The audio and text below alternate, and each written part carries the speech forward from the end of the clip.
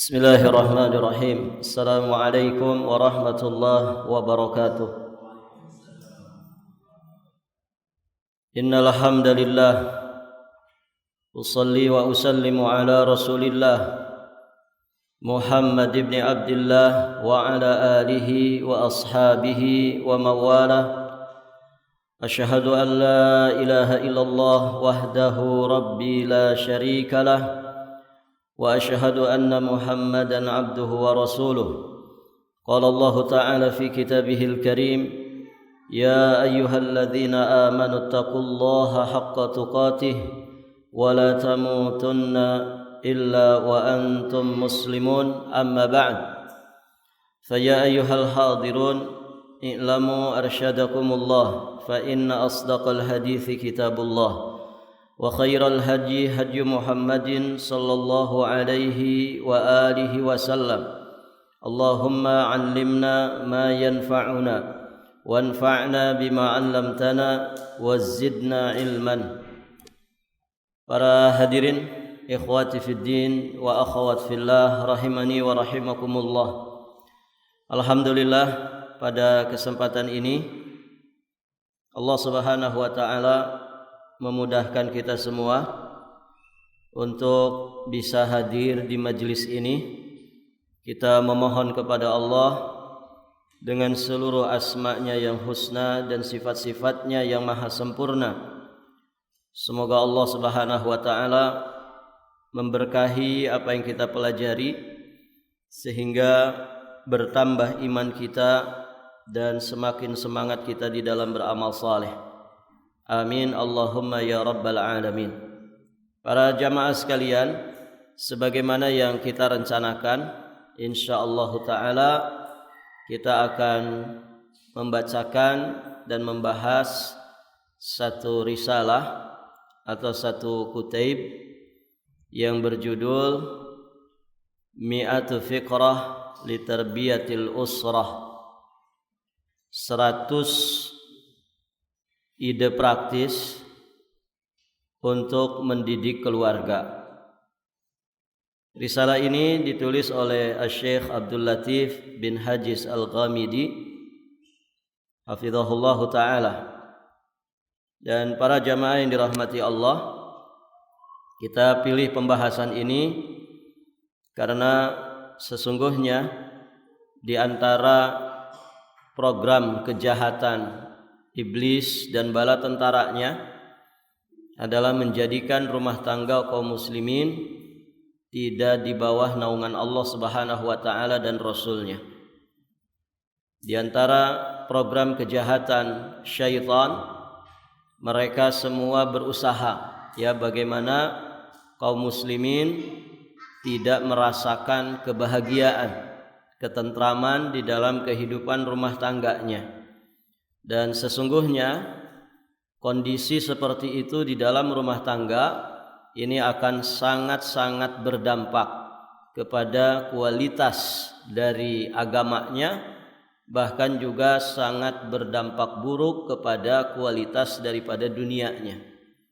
Maka ketika ada setan yang kemudian melaporkan hasil pekerjaannya kepada iblis di kerajaan atau di singgasananya, ketika ada yang melaporkan, saya sudah menjadikan si fulan terjatuh ke dalam dosa ini, saya sudah menjadikan si fulan terjatuh ke dalam dosa itu, saya sudah berhasil menggoda si fulan sehingga dia terperosok ke dalam maksiat ini.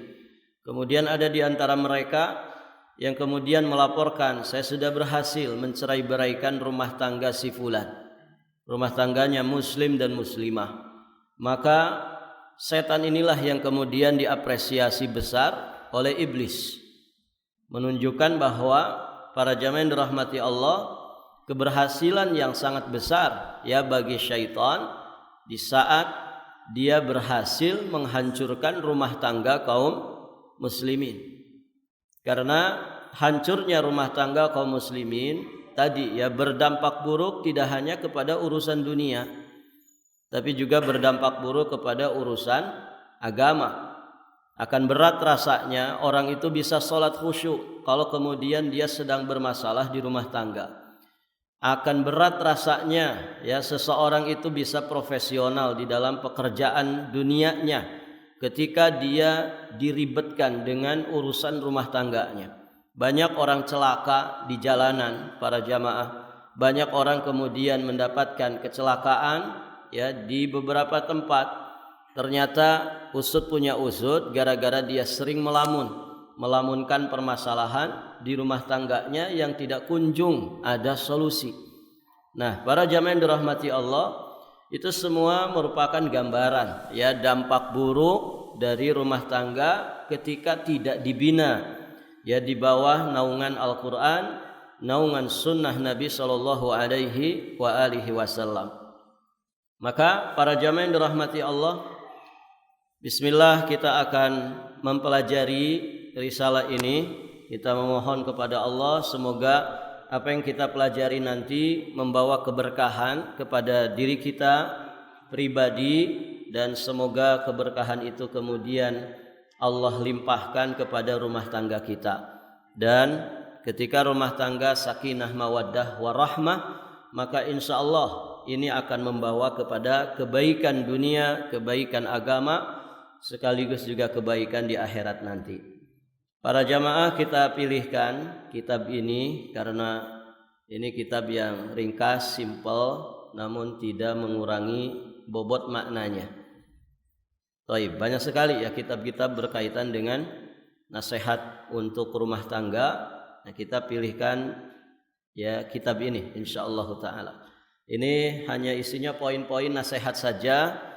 Ya, makanya diterjemahkan dengan ide praktis ya mendidik keluarga menjadi soleh. Karena soleh itu menjadi tujuan setiap muslim. Begitu ya. Peran kita di dunia sebagai apapun itu tidak ada masalah, selama itu dihalalkan, tidak berseberangan dengan syariat. Kita mau jadi guru kah, kita mau jadi pedagang, kita mau jadi pengusaha, kita mau jadi pegawai, kita mau jadi aparat, mau jadi apapun peran kita di dunia ini, semua ujungnya sama. Jika mereka itu muslim dan mukmin, mereka sama-sama ingin menjadi orang yang saleh. Karena orang yang saleh, orang yang bertakwalah yang selamat. Allah dan Rasulnya tidak menyebutkan kalau kamu ustadz di akhirat pasti selamat, tidak ada. Begitu ya. Kalau kamu jadi guru ngaji, ya, kalau kamu jadi guru Quran, pasti selamat di akhirat. Tidak ada ceritanya begitu. Yang ada itu adalah hanya orang-orang bertakwa dan juga hanya orang-orang yang soleh. Apapun peran kita di dunia ini, mau sebagai guru ngaji, mau sebagai kiai, mau sebagai pimpinan pesantren, ataukah orang yang memang bergelut di bidang dunia, jadi pengusaha, jadi pegawai, tidak ada masalah. Yang jadi masalah ketika kita tidak berhasil mendidik diri kita sendiri jadi saleh, mendidik diri kita sendiri jadi orang yang bertakwa. Yang jadi masalah ketika kita tidak berhasil mendidik orang-orang yang di bawah tanggungan kita menjadi orang-orang saleh, orang-orang yang bertakwa. Ini yang jadi masalah. Para jamaah yang dirahmati Allah, surga Allah persiapkan untuk siapa? Untuk orang-orang bertakwa. Ketika menjelaskan surga, Allah katakan uiddat lil muttaqin. Surga itu telah Allah persiapkan untuk orang-orang bertakwa. Di hadis qudsi Nabi sallallahu alaihi wasallam bersabda, Allah berfirman, a'dadtu li ibadiyas salihin ma la ainun ra'at wa la udhunun sami'at wa la khatara ala qalbi bashar. Aku telah mempersiapkan untuk hamba-hambaku yang saleh. Apa itu? Kenikmatan surga yang tidak pernah terlihat oleh mata sebelumnya, tidak pernah terdengar oleh telinga sebelumnya, tidak pernah terbesit di hati manusia sebelumnya. Begitu. Jadi ternyata surga untuk orang-orang bertakwa, surga untuk orang-orang saleh. Begitu ya. Namun kita semua paham kaidah, gitu ya. Soleh dan takwa itu enggak ujug-ujug datang begitu saja, tapi harus ditempuh sarananya, wasilahnya. Apa itu? Belajar ilmu agama, gitu ya. Maka kalau kita jadi ustadz wajib belajar ilmu agama. Kalau kita jadi kiai wajib belajar ilmu agama.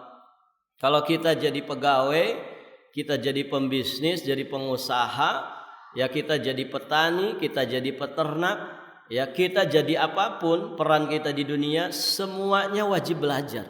Semuanya wajib belajar. Wajib tolabul ilmi. Mau mereka yang berpangkat ataupun rakyat jelata, mau mereka yang kaya ataupun yang miskin, tua ataupun muda, semua wajib belajar. Karena ini sarana untuk orang itu meraih kesalehan dan ketakwaan. Bisa dipahami ini? Nah begitu para jamaah yang dirahmati Allah. Jadi ini akan disampaikan di dalam kitab ini beberapa ide praktis untuk mendidik keluarga menjadi saleh. Karena saleh selalu menjadi cita-cita setiap muslim. Taib. Di awal pembahasan Syekh Abdul Latif bin Hajiz Al-Ghamidi, beliau memberikan muqaddimah terlebih dahulu, dan sebagai adab kita kepada apa yang ditulis para ulama, ya, maka kita baca kitab itu dari muqaddimah, ya, sehingga kita bisa mengerti ini maksud dari pembahasan kitab ini arahnya kemana, modelnya seperti apa. Itu biasanya disampaikan di muqaddimah. Baik, para jamaah yang dirahmati Allah, sebagaimana sunnah dari Nabi SAW mengawali sesuatu itu dengan khutbatul hajat. Beliau sampaikan di sini khutbatul hajat berupa tahmid, ya, pujian kepada Allah Subhanahu wa taala, kemudian berupa salat dan salam, yakni salawat dan taslim kepada Nabi SAW, kemudian ikrar dengan 2 kalimat syahadat. Selanjutnya amma ba'du. Kita lihat di halaman pertama, ya, yang di kitab terjemahan. Beliau sampaikan di sini, sesungguhnya di antara kewajiban yang paling wajib, tanggung jawab yang paling besar, dan amanat yang paling penting adalah amanat atas seorang muslim untuk mendidik keluarganya. Ini, ya. Jadi ini amanat yang sangat besar, ngedidik keluarga. Jadi kalau ada orang bertanya, istri kita itu yang wajib ngedidik siapa? Ustadz di pengajian atau suaminya? Suaminya. Ya. Sudah kok saya titipkan ke ustadz. Loh, istri antum ya itu istri antum, bukan istrinya ustadz, begitu. Artinya apa? Yang ngedidik, yang wajib ngedidik itu adalah suaminya. Kalau ada anak, dikatakan anak ini siapa yang wajib mendidik dirinya? Apakah ustadz-ustadzahnya di madrasah, di sekolah Islam, ataukah orang tuanya? Jawabannya mana? Orang tuanya. Yang akan dihisab di hadapan Allah adalah orang tuanya. Kenapa? Karena itu anaknya, darah dagingnya, hasil dari kasabnya. Dan begitu. Bukan tanggung jawab guru-guru di sekolah. Bukan. Artinya apa? Jangan pernah beranggapan kalau anak itu sudah dititipkan di sekolah, selesai tanggung jawab orang tua ngedidik. Sehingga mereka berlepas tangan. Mereka tidak lagi mau peduli tentang pendidikan anaknya. Ini keliru. Mendidik anak itu adalah tugas kedua orang tua, bukan tugas guru di sekolah, bukan tugas ustadz-ustazah di sekolah atau di madrasah, bukan.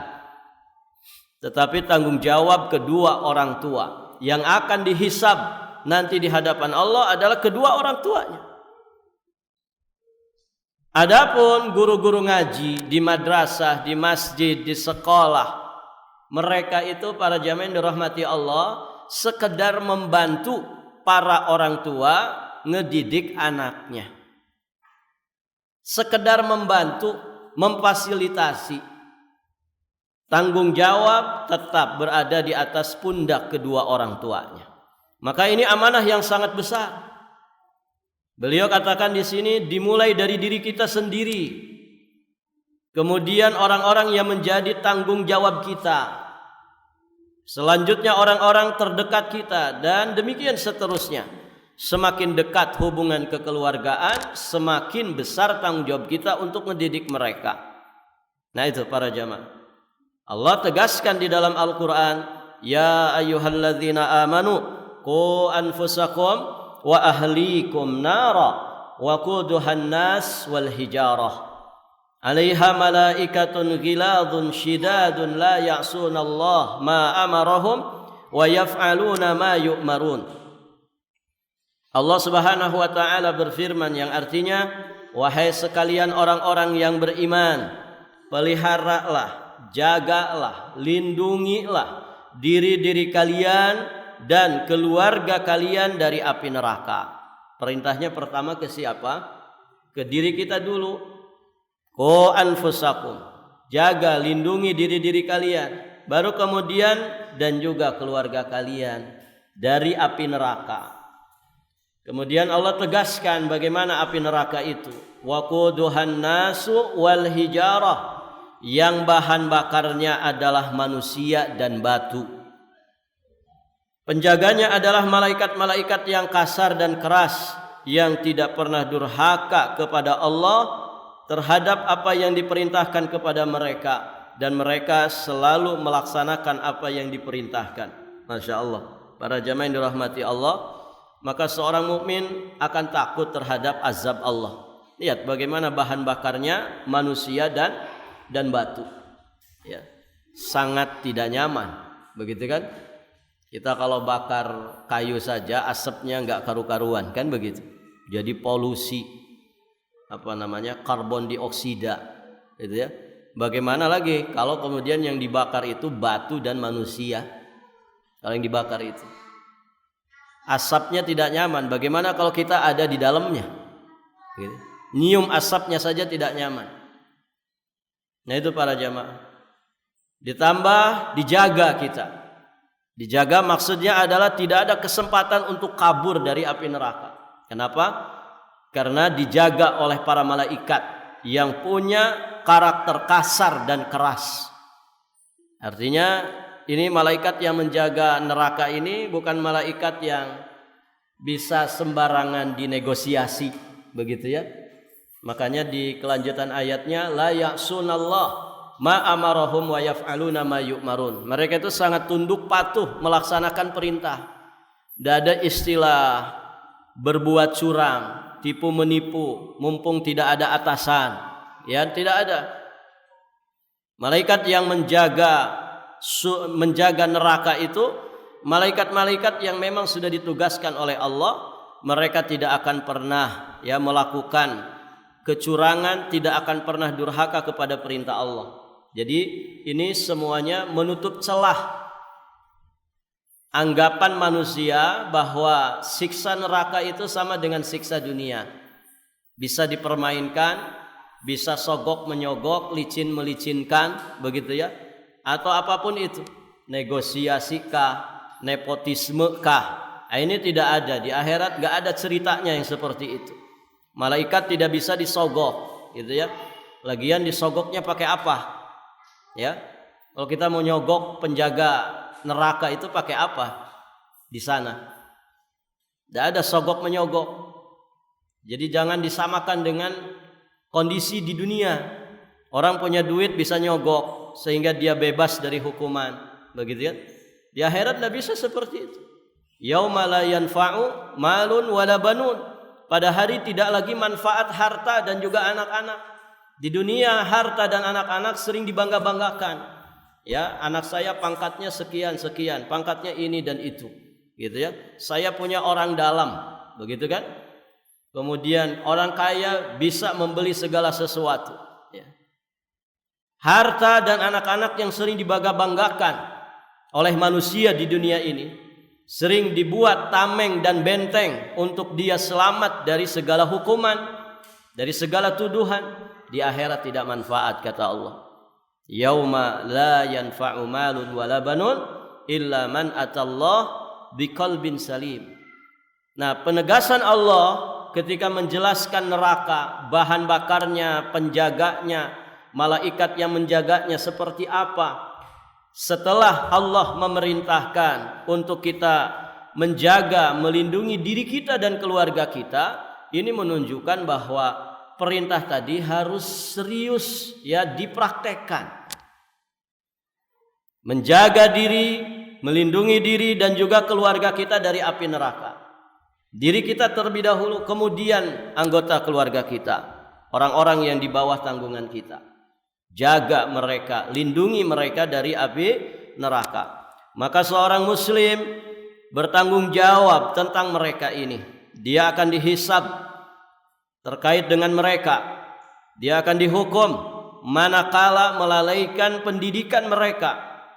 Pendidikan bukan sesuatu yang insidental atau perkara tidak penting, atau pemikiran sambil lalu saja, atau sekedar terlintas dalam benak. Jangan dipahami mendidik keluarga itu seperti itu. Ya sesekali saja, kadang-kadang saja. Sifatnya para jamaah yang dirahmati Allah tergantung sikon. Ya, enggak begitu para jamaah. Juga jangan dianggap ini perkara yang remeh. Ya keluarga saya baik-baik saja kok, aman-aman saja, tenang-tenang saja. Enggak begitu. Ya pendidikan ini para jamaah ini hajat yang sangat mendasar, kebutuhan yang sangat mendasar. Dia adalah kewajiban yang harus, urusan yang akar-akarnya menancap di masa lalu yang telah pergi untuk menyeberangi masa kini yang berjalan dan membentang ke masa depan yang akan datang. Begitu.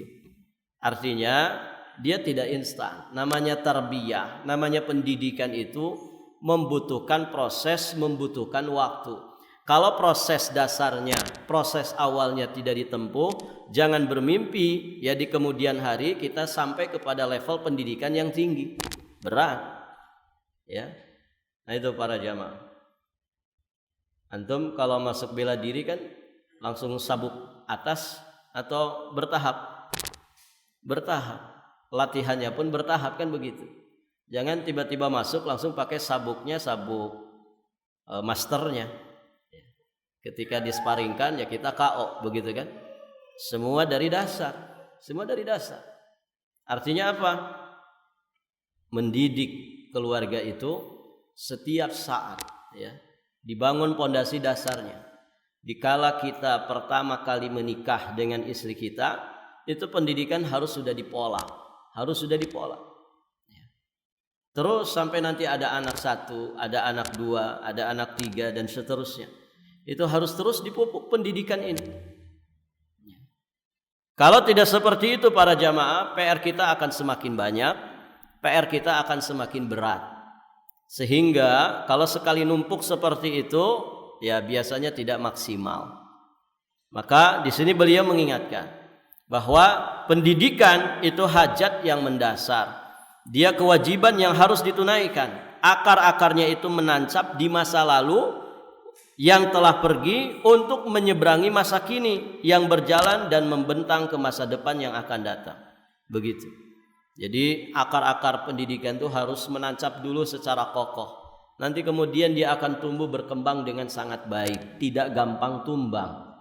Baik. Kesalehan keluarga adalah sebuah nikmat besar dan karunia mulia dari Allah. Tidak ada yang merasakannya, mengetahui keutamaannya dan mengenal kadarnya kecuali orang yang terhalang meraihnya. Tidak ada yang merasakannya, mengetahui keutamaan dan mengenal kadarnya kecuali mereka yang terhalang meraihnya, yang mana hatinya dibekap oleh kebalikannya dan kolbunya dibelenggu oleh apa yang berlawanan dengannya. Baik. Sebagaimana setiap tanaman ada penanamnya, setiap harta ada pengumpulnya, maka demikian pula hidayah. Dia memiliki sabab-sabab dan juga jalan-jalan. Dia juga memiliki penghalang-penghalang dan juga rintangan-rintangan. Di 2 minggu yang lalu kita sudah membahas ya tentang masalah hidayah. Betapa pentingnya kita meraih hidayatut taufik dan betapa besarnya sarana-sarana yang mengarahkan kepada hidayah itu sehingga kita harus menempuhnya juga dengan jiwa yang sangat besar. Tidak mungkin hidayah taufik didapatkan begitu saja kalau kemudian sarana-sarana yang ada yang mengantarkan kita kepadanya tidak kita tempuh. Kemudian para jamaah, yang wajib dan harus atas setiap muslim adalah mencari jalan hidayah, memanfaatkannya, dan mengetahui jalan kesesatan untuk kemudian dia menjauhinya. Ya, dalam hidup kita selalu dihadapkan dengan kebaikan dan keburukan, ya. Kebaikan dan keburukan. Dan masing-masing orang akan diuji dengan segala kebaikan dan keburukan. Orang yang diuji tentu konsekuensinya dua. Ada yang lulus, ada yang tidak lulus. Yang lulus itulah mereka yang beruntung. Mereka yang tidak lulus itulah mereka yang merugi. Maka ketika ada perintah dan larangan, manusia ketika dihadapkan dengan perintah dan larangan selalu menjadi dua golongan besar. Golongan yang beruntung dengan perintah dan larangan tersebut, dan ada golongan yang justru merugi dengan dia berhadapan dengan larangan dan perintah tersebut. Dan ini di semua perintah dan larangan. Kalau dihadapkan orang itu dengan dua kalimat syahadat, maka ada orang yang beruntung, dia sukses dengan dua kalimat syahadatnya, dia mendapatkan manfaat dan maslahat serta pahala dari dua kalimat syahadat. Namun di sisi yang lain ada justru manusia yang ketika dihadapkan dengan dua kalimat syahadat, dia tidak lulus dari ujian dua kalimat syahadat ini. Akhirnya dia merugi, ya. Merugi di dunia sebelum nanti merugi di akhirat. Sama ketika dihadapkan dengan perintah salat. Orang yang salat, dengan salatnya ada yang beruntung, ada juga yang dengan salat itu justru dia malah buntung, merugi. Qad aflahal mu'minun. Sungguh telah beruntung orang-orang beriman. Karakter pertama yang Allah sebutkan, alladzina hum fi salatihim khashi'un. Orang yang khusyuk di dalam salatnya. Itu orang beriman yang beruntung dengan ibadah salat. Di sisi yang lain ada yang merugi. Fawailul lil musalli. Celakalah bagi orang-orang salat. Siapa itu? Alladzina hum an salatihim sahun walladzina hum yura'un wa yamna'unal ma'un. Begitu kan? Celakalah orang-orang yang salat, yakni orang-orang yang lalai, lengah di dalam sholatnya dan suka riya di dalam sholatnya. Puasa juga sama. Ketika manusia dihadapkan dengan kewajiban puasa, ada yang beruntung dengan puasa, mendapatkan derajat maqam muttaqin, gitu kan? Mendapatkan babur rayyan. Tapi juga di sebagian orang ternyata puasa itu membawa petaka dan bencana bagi dirinya. Maka Nabi sering mengingatkan, ya, orang yang diberi kesempatan masuk ke bulan Ramadan sampai dia melewati bulan Ramadan tapi kok nggak dapat ampunan, maka orang itu merugi. Rogi ma'an furajul, begitu ya, dia akan merugi. Zakat, infak, sedekah, haji juga sama semuanya. Pokoknya ketika ada perintah dan larangan, ketika manusia dihadapkan dengan perintah dan larangan, ada yang lulus, ada yang tidak lulus, ada yang merugi, ada yang beruntung. Nah itu para jamaah yang dirahmati Allah. Maka ketika orang dihadapkan dengan tanggung jawab di rumah tangga juga begitu. Ada yang kemudian dia berusaha membina rumah tangganya dengan sebaik-baiknya sehingga mendapatkan keuntungan. Di dunia dia sudah beruntung. Kalau dia mampu mempertahankannya, keberuntungan itu akan terus berlanjut sampai nanti di kehidupan akhiratnya, di surga yang kekal abadi. Namun di sisi yang lain ada juga orang yang justru merugi, ya, dengan tanggung jawab di rumah tangganya karena dia melalaikannya, menyia-nyiakannya. Taib, para jamaah yang dirahmati Allah, seorang muslim harus mengetahui bahwa pendidikan memerlukan usaha yang gigih, yang tidak mengenal kemalasan, pengorbanan yang tidak sejalan dengan kebakhilan, berkelanjutan yang tidak mengenal berhenti, semangat yang tidak rela dengan perkara rendahan, dan tekad yang tidak cocok dengan sikap berpangku tangan. Jadi tarbiyah dalam rumah tangga itu tidak semudah membalikan telapak tangan. Harus berjuang, harus berkorban segalanya. Begitu ya. Antum di sini sudah pada nikah ya? Sudah pada nikah belum? Dari wajah-wajahnya sih sudah pada nikah ya. Bahkan kelihatan kok pengen nikah lagi gitu. Taib. Selama antum berumah tangga, ya kan? Ada enggak perjuangan, pengorbanan, penderitaan? Ada enggak ikhwan? Enggak usah antum yang rumah tangga bertahun-tahun. Mungkin di antara antum ada yang puluhan tahun. Saya pernah ya minta testimoni teman kita yang baru nikah 3 bulan. Masih apa kata orang? Honeymoon. Ya kan? Masih hitungan bulan, umuran jagung. Saya tanya, antum baru nikah? Iya. Apa testimoninya? Selama 3 bulan atau 2 bulan ini ada masalah enggak di rumah tangga? Antum tahu jawabannya? Spontan jawabannya. Begitu saya selesai nanya langsung dijawab. Banyak Ustaz. Itu loh baru 2 bulan. 2 bulan. Ya. Bagaimana antum yang sudah 10 tahun? Ya kan? Istri antum masih yang dulu? Hah? Masih yang dulu? Atau rahasia? Taib. Kenapa bisa awet begitu? Istrinya masih yang dulu. Berarti kan awet ya. Ada yang sudah 10-15 tahun. Kenapa bisa awet kayak gitu? Apa karena istri antum istimewa banget? Atau bagaimana? Tidak. Ya kan? Karena kesabaran kita menghadapi kekurangan pasangan. Sebagaimana istri kita juga demikian. Awetnya bersama dengan kita belasan puluhan tahun bukan karena kita ini seperti malaikat, tidak, tapi karena dia sabar menghadapi segala kekurangan kita sebagai suaminya. Nah itu para jamaah dirahmati Allah. Jadi ngedidik keluarga itu butuh proses, butuh waktu yang panjang, gitu ya. Butuh waktu yang panjang. Jadi tidak bisa semudah membalikan telapak tangan. Maka sepanjang kita berumah tangga, sepanjang itu pula tarbiyah itu harus diberikan kepada keluarga kita. Tidak ada istilah, hatam istri saya sudah. Ya. Tidak usah lagi dibimbing itu, sudah bisa jalan sendiri. Tidak bisa begitu. Manusia ada lengahnya, manusia ada lalainya, manusia ada lupanya, manusia ada egoisnya, begitu kan? Manusia ada lengahnya. Kita bukan malaikat yang tanpa salah dan lupa. Kita ini manusia. Maka rumah tangga yang baik, rumah tangga yang selalu menyadari segala kekurangan dari pasangannya. Harus siap itu. Ya. Mana yang belum nikah ini? Enggak ada. Antum belum nikah? Zawajakallah. Semoga di waktu dekat nikah ya.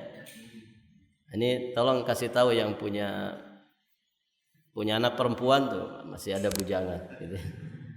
Nah itu para jamaah yang mau nikah ini diantara persiapan orang yang mau nikah, siapkan hati untuk kecewa, siapkan hati untuk menerima kekurangan pasangan. Itu harus siap di sini. Ya. Siap bahagia, siap kecewa. Karena itu hidup manusia. Loh, dunia ini diawali dengan apa, Pak? Dunia diawali dengan kita hidup di dunia diawali dengan tangisan. Ya kan? Nangis kita pertama kali muncul ke alam dunia. Nanti kita meninggalkan alam dunia, di akhir kehidupan kita juga ditangisi. Menangis rata-rata manusia mati menyesal. Menjerit dia, menangis dia, penuh penyesalan. Baik dia orang soleh, apalagi orang yang tidak soleh. Kalau bisa mah dia pengen hidup lagi, barang setahun, 2 tahun atau lebih panjang lagi. Untuk apa? Memperbanyak amal solehnya, memperbaiki amal soleh. Ya kan? Dunia ini diawali dengan tangisan, diakhiri dengan tangisan. Di antara keduanya ada suka dan duka. itu dunia. Di pertengahan kehidupan kita ada suka, ada duka. Rumah tangga yang kita jalani dalam masa hidup kita juga demikian. Ada suka, ada duka. Jangan kaget.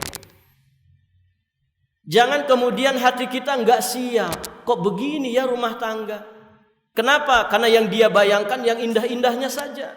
Yang dia bayangkan yang manis-manisnya saja.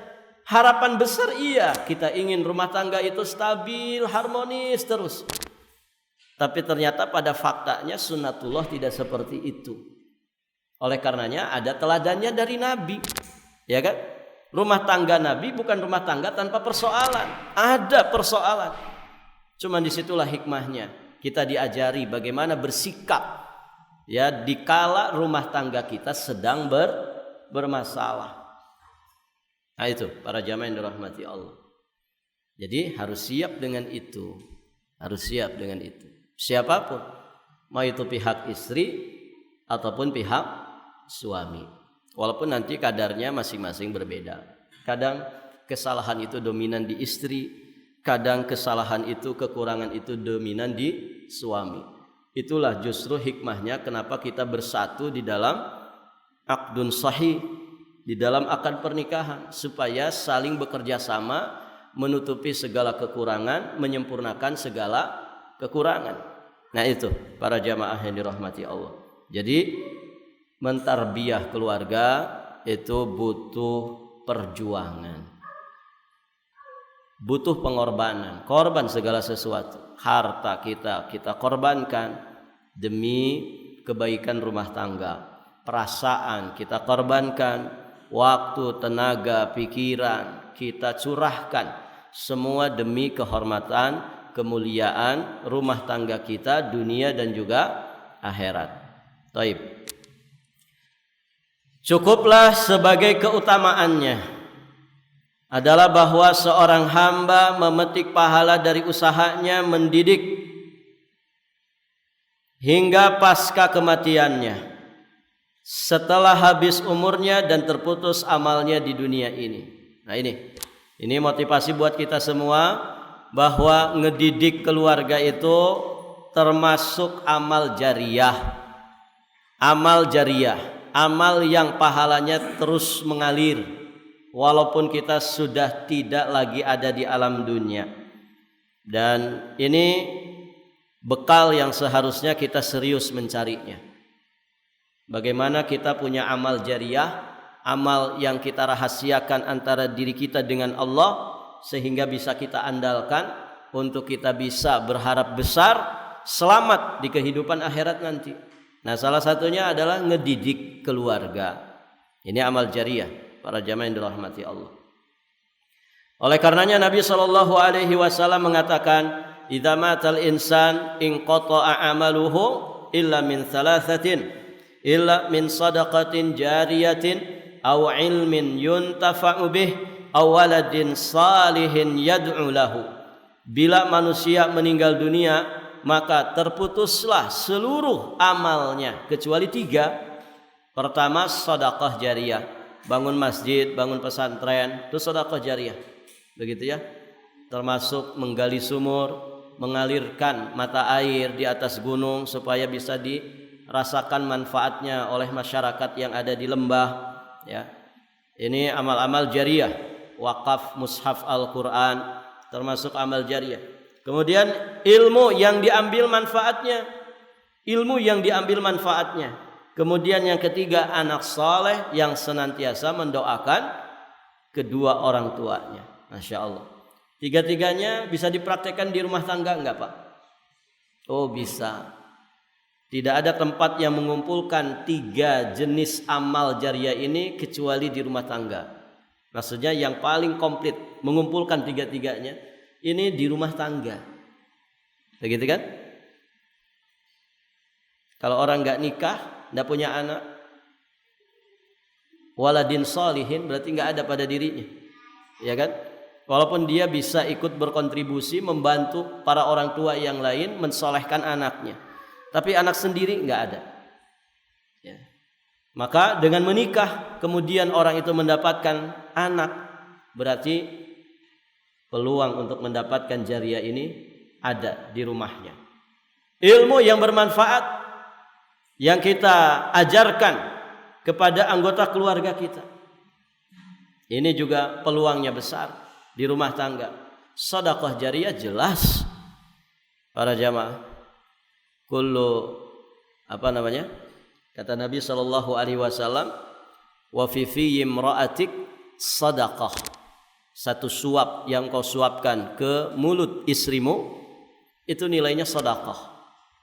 Berarti selama istri kita hidup, dengan hasil jerih payah kita cari nafkah sehingga bisa ngasih makan ke istri kita, selama dia masih hidup, selama dia berbuat segala kebaikan semasa hidupnya, selama itu pula kita mendapatkan jatah pahalanya. Begitu. Satu suap yang kita suapkan. Bagaimana kalau sepiring nasi? Berapa suap itu? Bagaimana kalau istri antum doyan makan, sekali makan 2 piring? Ya. Masya Allah. Jadi amal jariah semuanya ada di rumah tangga.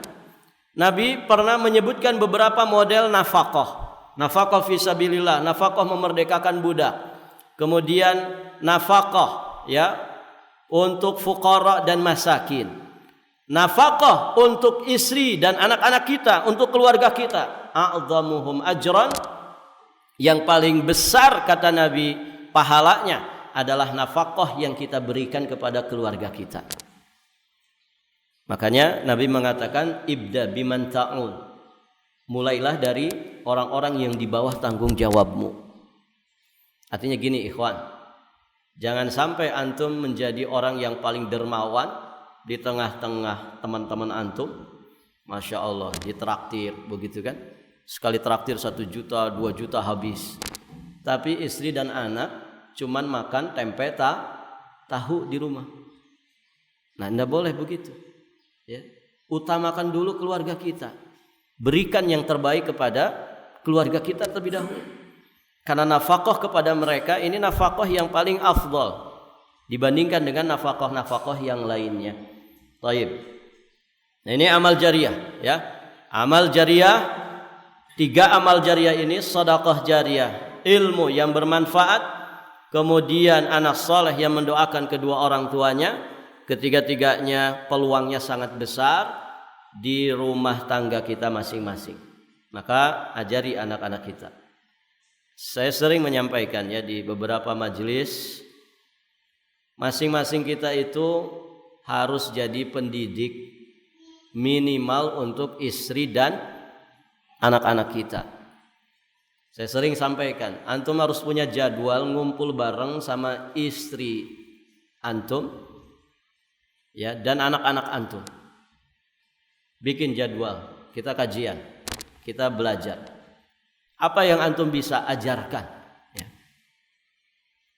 Anda yakin di antara antum sudah ada beberapa yang mungkin habis kitab, begitu kan?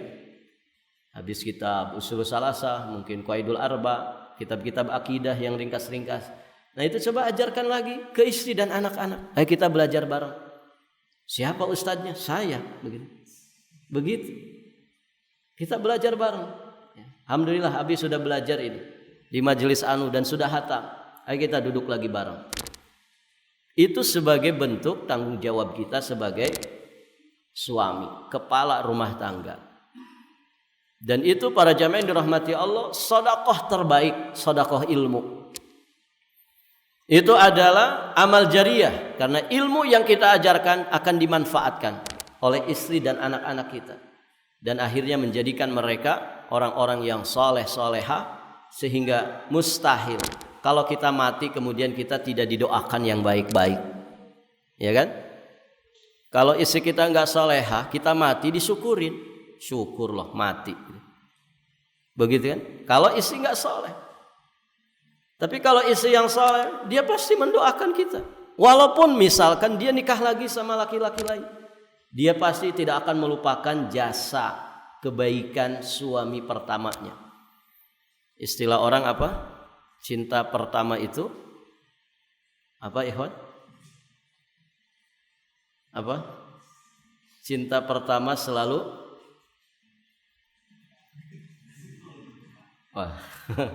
Kayaknya kita harus belajar ya menjadi suami yang romantis gitu. Taib. Iya. Jadi walau bagaimanapun cinta pertama selalu berkesan. Maka kalau kita berhasil mendidik istri dan anak-anak kita, walaupun kemudian istri kita nanti sepeninggal kita dia nikah lagi, anak-anak kita akhirnya punya abi yang baru, mereka tidak akan melupakan kita. Pasti di antara deretan doa yang disampaikannya kepada Allah, dia pasti mendoakan kita, bahkan mungkin dengan cucuran air matanya. Nah itu para jamaah yang dirahmati Allah, itulah amal jariah. Peluangnya sangat besar ada di dalam rumah tangga kita. Derajat seorang muslim terangkat karenanya, pahalanya dilipat gandakan karenanya, dan kebaikan menaungi apa yang ditinggalkannya. Sahabat yang mulia Abi Hurairah radhiyallahu taala anhu meriwayatkan dari Rasulullah sallallahu alaihi wasallam bersabda, "Innar rajula la turfa'u darajatuhu fil jannah, fayaqulu anna li hadza fayuqalu bistighfari waladika laka." Sesungguhnya derajat seorang laki-laki, ya, derajat seseorang itu akan benar-benar diangkat di surga. Maka dia bertanya, anna li hadza, dari mana ini? Dari mana derajat yang tinggi ini saya dapatkan? Mungkin orang itu merasa rasa-rasanya iman saya biasa-biasa saja, amal soleh saya juga tidak terlalu istimewa, tapi kenapa saya diangkat terus derajatnya di surga? Ternyata dikasih tahu kepada orang tersebut, bistighfari waladika laka. Itu karena istighfarnya anakmu untuk dirimu. Lihat para jamaah, kita mungkin tidak bisa sesoleh anak kita pada penilaian Allah, tapi ternyata kesolehan anak kita itu bisa ngangkat derajat kita, ya. Kesolehan mereka dari kasabnya kita, dari hasil jeripayah dan usahanya kita, sehingga kita kecipratan pahalanya tanpa mengurangi pahala anak soleh tersebut. Nah itu para jamaah. Jadi istighfarnya anak ini menggambarkan bahwa anak kita anak yang soleh. Karena anak yang tidak soleh gak mungkin mendoakan kedua orang tuanya yang baik-baik, ya.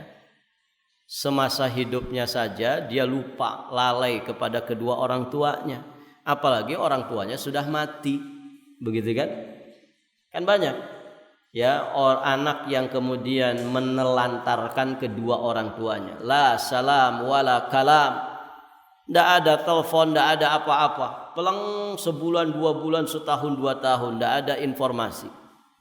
Padahal dia masih punya orang tua. Boro-boro ngasih bantuan, transfer uang, setidak-tidaknya nelpon, ya, ingin mendengarkan suaranya saja, sehingga hatinya lapang dan bahagia, hatinya tenang, ya, dengan kondisi anaknya. Ternyata enggak ada. Itu loh, orang tuanya masih hidup lalai begitu. Bagaimana kalau orang tuanya sudah mati? Maka ketika ada dikatakan bistighfari waladika laka, berarti anak ini anak soleh yang selalu mendoakan ampunan untuk kedua orang tuanya.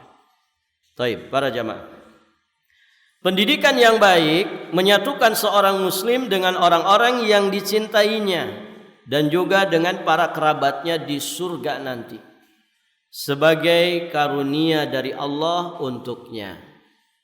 Kebersamaan itu para jamaah tentu akan lebih menyenangkan daripada kesendirian, kan begitu ya. Kalau kita bahagia bersama keluarga di dunia, tentu seorang mukmin juga akan berusaha bagaimana kita pun bahagia bersama di surga Allah. Ya kan? Masya Allah, kebersamaan di rumah tangga itu membahagiakan, ya. Chemistry terbangun di antara kita, anak-anak kita dengan pasangan kita, begitu kan? Makanya dalam hari-hari selama 1 pekan yang antum nanti-nantikan hari apa? Ada istilah weekend, kan begitu. Weekend, waktu ngumpul bersama dengan keluarga. Karena hari-hari kita sibuk dengan kerjaan kita 8 jam di kantor, ya. Ada yang sibuk dengan bisnisnya. maka ada waktu untuk kita saatnya bersama dengan keluarga. Itu waktu-waktu yang dinanti-nantikan. Apalagi kalau ada tanggal merah di hari Jumat dan hari Senin. Oh, Masya Allah. Begitu kan? Betul-betul dimanfaatkan itu. Jumat, Sabtu, Ahad, Senin, 4 hari long weekend. Begitu kan? Nah itu kenapa? Karena kita bisa bersama dengan keluarga. Kebersamaan yang indah. Nah kalau demikian kondisinya, kita lebih berbahagia ketika selalu bersama dengan keluarga, maka lebih-lebih lagi kebahagiaan itu akan semakin istimewa, semakin mewah kebahagiaan kita itu kalau kita bahagia bersama di surga Allah. Maka ini harus menjadi cita-cita kita bersama. Begitu ya, cita-cita kita bersama. Dan Allah sudah tegaskan itu. Walladzina amanu wattaba'athum dzurriyyatuhum biimanin alhaqna bihim dzurriyyatahum wama alatnahum min amalihim min syai' kullu mri'in bima kasaba rahin. Dan orang-orang yang beriman beserta anak cucu mereka yang mengikuti mereka dalam keimanan. Lihat, keimanan yang kemudian diteladankan kepada anak keturunannya. Ditiru, diteladani keimanan dari orang tua terus ke anaknya, diteladani oleh cucunya, dan terus demikian. Orang-orang yang beriman beserta anak cucu mereka yang mengikuti mereka dalam keimanan. Apa kata Allah? Alhaqna bihim dzurriyyatahum. Kami pertemukan mereka dengan anak cucu mereka. Di mana ini maksudnya? Di dalam surga. Wa ma alatnahum min amalihim min syai', dan kami tidak mengurangi sedikit pun pahala amal kebaikan mereka. Masya Allah. Kemudian kullu mri'in bima kasaba rahin. Setiap orang itu terikat dengan apa yang telah dia usahakan, apa yang telah dia kerjakan. Al jaza min jinsil amal. Balasan itu akan baik ya ketika amal kita baik, kan begitu. Ketika amal kita mentarbiyah keluarga kita, selalu menjalin kebersamaan di dalam nuansa iman dan amal soleh, maka itu pula nanti yang akan Allah berikan di surga. Mereka akan bersama lagi dalam kondisi yang lebih baik, lebih berkah, lebih bahagia, lebih tenang, dan lebih damai. Pendidikan membuat kepala ini terangkat. Maksudnya dihormati. Ya tentu beda kan orang berpendidikan dengan yang tidak berpendidikan. Jiwa menjadi ridha dan alam pikiran menjadi baik. Orang yang terdidik, terbina para jamaah itu selalu berpikiran positif, gitu ya. Jadi pikirannya itu pikiran yang baik, ya tidak pikiran yang buruk. Pendidikan membuat harta terjaga, generasi menjadi terlindungi, dan hati sanubari menjadi tenang. Pendidikan mewujudkan keserasian, menepis perbedaan, dan menyatukan perasaan, juga menyatukan cara pandang. Ini tarbiyah, ya pentingnya tarbiyah di dalam kehidupan rumah tangga. Hidayah adalah anugerah Rabb-nya manusia. Dia memberikannya kepada siapa yang berhak meraihnya sebagai karunia dan nikmat darinya. Maka betapa besar nikmat hidayah. Betapa besar nikmat hidayah itu. Nah tadi untuk mendapatkan hidayah sarananya harus ditempuh. Salah satunya adalah dengan pendidikan.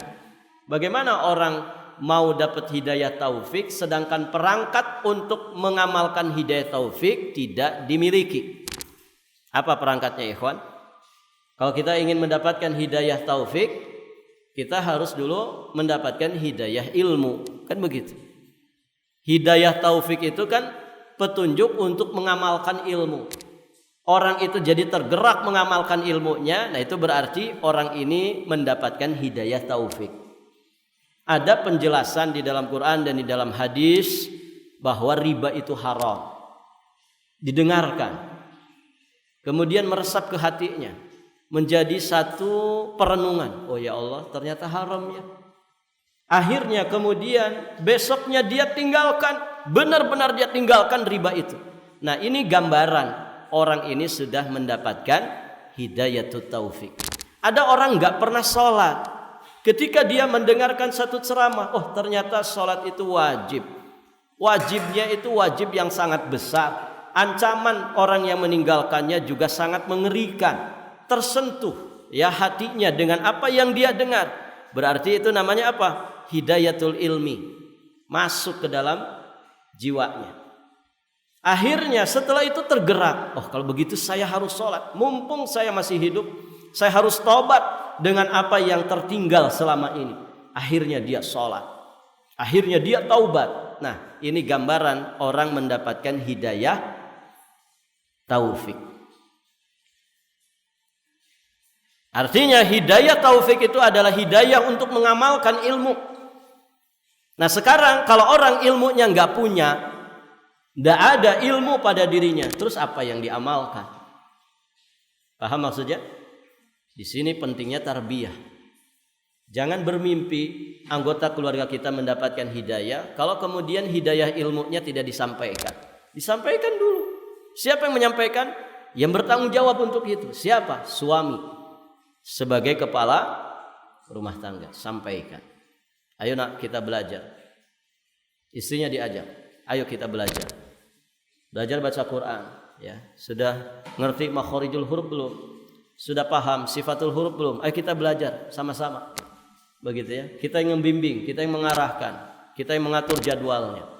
Begitu para jemaah. Nanti terus meningkat sedikit demi sedikit. Belajar akidah, belajar fikih, belajar ini, belajar itu. Sampaikan. Ya, sehingga dengan itu kita berharap besar Allah memberikan hidayah taufik kepada kita. Jadi apa yang kita baca selama ini dalam sholat itu bukan omong kosong. Orang banyak dalam sholatnya ihdinas siratal mustaqim, ihdinas siratal mustaqim, ihdinas siratal mustaqim. Tapi dia tidak pernah serius mencari hidayah taufik itu. Ya disangkanya hidayah taufik itu akan ujug-ujug datang begitu saja. Tidak bisa. Harus dengan wasilahnya. Wasilahnya apa? Ilmu. Wasilahnya apa? Tarbiyah, pendidikan. Nah itu para jamaah. Nah buku ini kata beliau berisikan 100 pemikiran tentang pendidikan keluarga. Saya kumpulkan dari waqi, ya, alam realita sebagai lampu penerang bagi siapa saja yang berhasrat meniti jalan lurus. Pembantu bagi pemula, penutup mulut ya bagi para pembenci, pengingat bagi siapa saja yang menyia-nyiakan amanat dan melalaikan tanggung jawabnya. Maka apa yang saya tulis ini kata beliau, semoga ini jadi balsam yang bermanfaat, jadi obat yang bermanfaat, obat yang mujarab bagi siapa yang ingin matanya damai, hatinya bahagia, dadanya lapang karena kesalehan diri dan juga keluarganya dengan izin Allah. Maka hanya kepada Allah aku memohon, dan Dia adalah sebaik-baik pemberi harapan, agar berkenan menjadikan buku ini bermanfaat dan diterima, melipat gandakan pahala untuk diriku, meninggikan namaku, mengangkat derajatku, melapangkan dadaku, menghapuskan kesalahanku, dan menjadikannya sebagai simpanan kebaikan pada hari di mana aku berpulang kepada Rabbku. Dia adalah penolongku yang mencukupkan diriku. Salawat dan salam kepada Rasul yang paling mulia dan Nabi yang paling agung. Nah ini muqaddimah yang bermanfaat yang beliau sampaikan kepada kita semua. Nanti selanjutnya ada pembahasan tentang musallamat fi tariqit tarbiyah. Hal-hal yang sangat mendasar ya di dalam perjalanan pendidikan kita di dalam rumah tangga. Ada sekitar belasan poin hal-hal mendasar yang beliau sampaikan di awal bab pembahasannya sebelum beliau menjelaskan 100 ya. Ada sekitar 100 ide praktis ya untuk mentarbiyah rumah tangga. Baik, para jamaah yang dirahmati Allah, sampai di sini dulu pembahasan kita. Semoga apa yang disampaikan bermanfaat bagi kita semua, dan semoga apa yang kita bahas ini menjadi ilmu nafi ya bagi kita semua, yang insyaallah menghasilkan tambahan keimanan dan juga semangat untuk beramal soleh. Demikian. Barakallahu fikum. Akhiru da'wana alhamdulillahi rabbil alamin. Kita tutup dengan doa kafaratul majlis. Subhanakallahumma wa bihamdik asyhadu an la ilaha illa anta astaghfiruka wa atubu ilaik. Sebelum ditutup, ini sudah punya semua bukunya? Habis kah? Habis. Berarti kurang ya? Yang belum punya berapa orang? Coba ya. 1 2 3 4 5 6 7 8 9 11. Hah? Ummahat kurang juga. Nanti informasikan ya, biar kita pesankan lagi. Taib. Ini murah aja ya, cuman 16.000. Taib. Akhiru da'wana alhamdulillahi rabbil alamin. Wassalamualaikum warahmatullahi wabarakatuh.